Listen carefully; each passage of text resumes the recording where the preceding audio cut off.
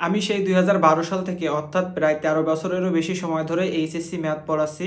এরপর সেই 2015 সাল থেকে অর্থাৎ প্রায় 10 বছরেরও বেশি সময় ধরে এইচএসসি আইসিটি এবং ফিজিক্স পড়াচ্ছি।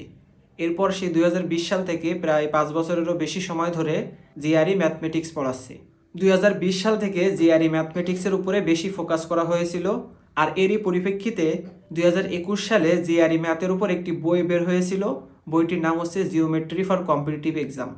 এরপরে 2023, 24 ও 25 সাল মিলিয়ে 281 ভিডিওর GRE math course already launch হয়েছে, যেটার নাম হচ্ছে জিআরই কনমাস্টার কোর্স।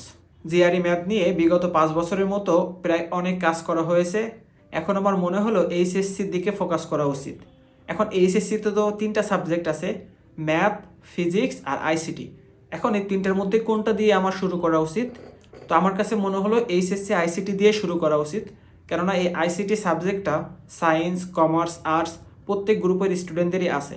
তাছাড়া এই এইচএসসির আইসিটি সাবজেক্টটা বেশ কঠিন, এই জন্য সব শিক্ষক চাইলেও খুব ভালোভাবে বোঝাতে পারে না, কারণ এইখানে অনেক কিছু শেখার আছে, অনেক টেকনিক আছে, আবার এই আইসিটির ভেতরের অনেক গভীর বিষয় আছে।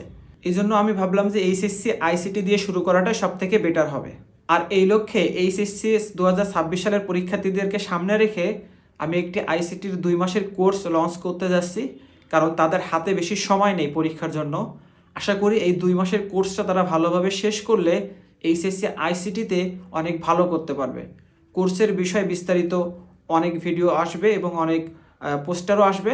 সো আপনারা সবাই আমার প্রোফাইল ও পেজে অ্যাক্টিভ থাকবেন, এবং আপনাদের পরিচিত কেউ যদি এইচএসসি 26 সালের পরীক্ষার্থী থাকে তাহলে তাদেরকেও জানাতে পারেন।